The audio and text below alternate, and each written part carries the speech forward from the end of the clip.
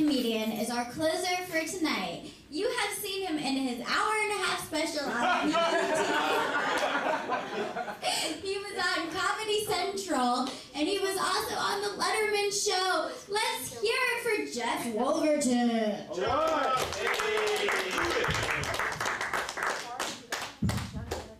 Thank you. Thank you. Give it up for Jackie. Doing impersonation of Cougar. Jackie doing impersonation of a chair for all it cares. Why don't you what's up here? By the way, it's my family there. That's why everyone had to wait this whole time. Because are they the Wolvertons? This is basically everyone there is related to me. Literally, I am obviously adopted because they have no ability to get anywhere. It's like they're retarded. But thank you for coming. Yeah. And we're happy you came. Okay, so how's everybody doing tonight? Great. I don't care about you. I'm asking them. Okay, as you can see, my name's Jeff, by the way. And as you can see, I have the body type that women refer to as cuddly. And everybody else says, you probably got this. And it's like, women really say it's like there's a compliment. They're like, oh, you're so cuddly, you're like a great big cuddly teddy bear. Like, women, that is the worst possible thing you could ever call a man, is a teddy bear. And the reason is, we know that you don't fantasize about having wild, hot, sweaty sex with a teddy bear. Okay, you never hear a chick go, oh yes, do me, you cuddly teddy bear. You know, it doesn't happen. But, and also I've been cuddly for a while. I've been, it's so you know you gain too much weight, right? If you go to the doctor, that's actually true. I went to the doctor for something else, like, sore throat. I'm like, oh man, my throat hurts, can you give me something for it? And he ignores everything I said and goes, yeah, first we gotta talk about your weight. I'm like, no we don't. We can't talk about something I didn't come in here for. You can't do that, that's not legal. And at this point I could come in for anything. I could be like, I've gone blind in my right eye, I can't feel the left side of my body, and I've been bleeding out my ass for 4 days. And they'd be like, I think I'm gonna prescribe Dexatrim. But I found out that I'm thin enough to go skydiving. Anyone else gone skydiving? Any of you guys? Woohoo! Want to. You tandem skydiving? Want to. Okay, tandem skydiving is like it's not like jumping out of a plane. It's basically you got a guy strapped in your ass and he jumps out of a plane. And all you have to do is like, have mass and fall. And you're like, hold on to the things. Yeah, I mean, this is dead serious. It's for my birthday recently. So you don't even have a parachute on you. You just have this like garter belt sex toy thing that you're strapped onto, and he straps into you and connects to you only once you're up there. So when you're going up in the plane is like the size of a VW bus basically. And I'm sitting there, and the guy's behind me, but he's not attached to me. He has a chute on. The guy in front of me, who's going to be the camera guy, he has a chute on. There's another guy going a solo dive, he has a chute on. His instructor has a chute on. Even the fucking pilot has a chute on. And so I'm looking around, I'm like, I'm the only guy in this plane without a fucking parachute on. And so I literally said to the guy behind me, I'm like, why don't you strap me in now? Why don't the whole side of the plane is the door. It's like this garage door from hell. The whole side of the plane opens up. And I'm worried that thing's gonna fly open and suck me out or something. So I'm like, why don't you strap us together now? And he says this, he goes, we don't want to do that just yet. I'm like, yeah we do. Some of us do. Don't we get a vote? I should get like 2 votes. What the fuck? And then the other thing, so I'm freaking out about everything. Because I'm like, what else is wrong? At that point I realized I'm just literally wearing clothes like this and this like sex harness thing. And I have no helmet on. And now the camera guy in front of me, he's got a helmet on. The guy gonna go by himself has a helmet on, the instructor has a helmet on, the pilot fucking probably has a helmet on, I don't know. But I literally have no helmet, so I lean back to the guy behind me and I'm like, no one gave me a helmet. And he says this, and again this is true, he says, no one gave me a helmet. I'm like, perhaps we should both ask for helmets. It's like they're so like laissez-faire about everything. It's like they do it 1,000 times a day. So finally they open up the big thing, and it's wind going by, and he jumps out, and you have no fucking choice at this point. You're like, resisting, and he just pulls you out. And when you actually do this, it's just like being in a vertical hurricane. It's like whoosh. And for us cuddly guys, there's something I didn't really know about, and you see it on the tape, and I actually kind of feel it at the time. Your like neck skin and chin skin and all this stuff starts going like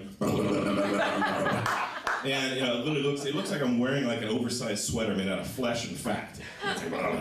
And the camera guy's like floating in front of me and he's doing this. He's like like I'm not emoting enough for the camera. It's like I'm worried about dying right now, and I'm worried about my neck opening up into a parachute like one of those lizards from Jurassic Park, like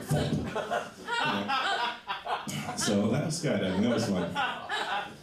But who's a back tattoo? Anybody has a back tattoo? You have a back tattoo. Yeah. I want to be tough, so I got a big back tattoo. I do shit. But I have a big one that says, "Fuck you, your check bounced." Tattoo parlor guy. And it's supposed to be a dragon, but still I think it's pretty badass. Oh yeah. One good thing about, as you notice, I have a low voice, which is sometimes helpful. I used to date a chick, she had Jackie's voice, like a really high voice, and she was like this. She was always like, "Do the low voice, do the low voice." And I'm like, "No, I don't want to do the low." She goes, "No, do the low voice, do the low voice." And I'm like, "I'm not a trained monkey. I'm not going to do a voice for you." She goes, "No, do it. I'll give you a blowjob." Well, okay. We'll just kind of be going here. But then that, you can say anything you want at that point. She's not really listening to it, just listen to the voice. So I'm like, "And after we're done, I want you to make me a sandwich. Maybe bring your hot sister over." Like, what? I mean, what else are we going to talk about? Oh, yeah. Has anyone lived with a chick? Anyone lived with a girl? These guys back here are, fuck no. Really? Awesome. Okay, don't, because it's not a good idea. Thank you. There you go. Someone else who did live with a chick. Now this is actually back in Ohio. I lived with a girl, and the problem with it is that when you date a chick, you show up and you're already dressed in whatever you got, right? But when you live with her, when you go out, you're picking out the clothes. And so I'm just dressed normal, I think pretty good. And so about to walk out, she suddenly goes, "Are you wearing that shirt tonight?" Like it's fire's gonna explode or something. And I'm like, I was playing with the idea, thinking about it a little bit. She goes, "Okay, in that shirt, you look like a homeless person." I'm like, "Okay," so I changed my shirt. She goes, "Okay, now in that shirt, you look like a wife beater." Okay, so I changed shirts again. She goes, "Okay, in that shirt, you look like an out-of-work pedophile." Like, not just a pedophile, an out-of-work pedophile. But I mean, it's got to be pretty common, right? Because it's probably hard to find work as a pedophile. Although apparently it helps you wear the right shirt. So then we're out, we're going wherever, we're driving. Just out of nowhere, she does one of these. She goes, "You'll never marry me." Like I said, she sounds high. She also has a phone she never turns off because of the pops. Fucking annoys the shit out of me. "She's here tonight. Hey, there she is." No, but she literally says, she goes, "You'll never marry me." At this point, I'm like, I'm beginning to figure that out. I'm trying to be positive, right? So I'm like, "No." And she goes, "Because," this is back on, she goes, "Because we're having sex, and my mother says that you don't buy the cow if you can get the milk for free." This is back in Ohio, so our sayings are cow-based. She goes, "You don't buy the cow if you can get the milk for free." And I'm like, I'm trying to be positive, so I'm like, "That's not true. I love the cow. You're my favorite cow ever. I would never have sex with any cow other than you. You're the only cow for me." So she moves out. Apparently cow is like teddy bear for women. Who knows? But then I came here and dated the jackpot chick. Jackie's a jackpot chick. Chick that cheats. I'm just kidding. You're not. Well, I mean, you are, but not like what I'm about to say. Jackpot chick is a chick that's into every crazy-ass sexual thing you could possibly imagine. Well, how do we know she's not? I don't know. I'm kind of hoping she is. But Thank you. also, I'm doing this like she won't hear if I do this. This is just for the right side of the audience. But, so it was really great. This is a crazy-ass chick. This is out here. And she's into every crazy thing. That was loads of fun. But then she was getting into stuff, you kind of done everything you think of. So now she's getting into stuff that, you wouldn't be so... Like one day she does this, she goes, "It'd be really hot if you shaved your balls." Like my dad's in the audience like, "Hey, Dad!" But literally she did that. That's why I'm looking over her. But literally she did it. She's like, "Oh, if you shaved your balls." And I'm like, I don't know if I want to do that. It's California, earthquake might hit while I'm in the procedure here. She goes, okay. Then let me shave your balls. I'm like, I'll shave them. I'll do it myself. So I did it. I'm very carefully shaving my balls. And first time she by the way, I wouldn't recommend that. Because afterwards, this is like the next day, like 5 o'clock shadow grows in, kind of this Velcro action between your sack stub and your underwear as you walk. But, so then the first time she sees it, she goes, "Oh my God, your balls look 10 years younger." Like, 10 years younger? I'm 23, you sick bitch. What the hell? Okay, one last thing.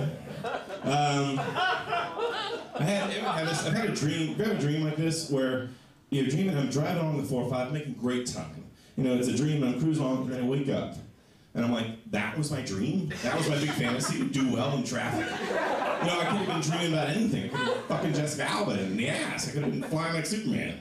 Could have been fucking Superman in the ass. Could make me gay, it's a dream. The point is I could have been doing anything. I was just doing the same shit I do every day. It just happened every day for a week, so it was like I couldn't tell the difference between when I was awake and when I was dreaming. As I go to the doctor, I'm like, I can't tell the difference between when I'm awake and when it's dream. And of course, he was no help. He just turned into a walrus and flew away. And he flew back and he said, first we're going to talk about your weight. Yeah. Thank you. Yeah.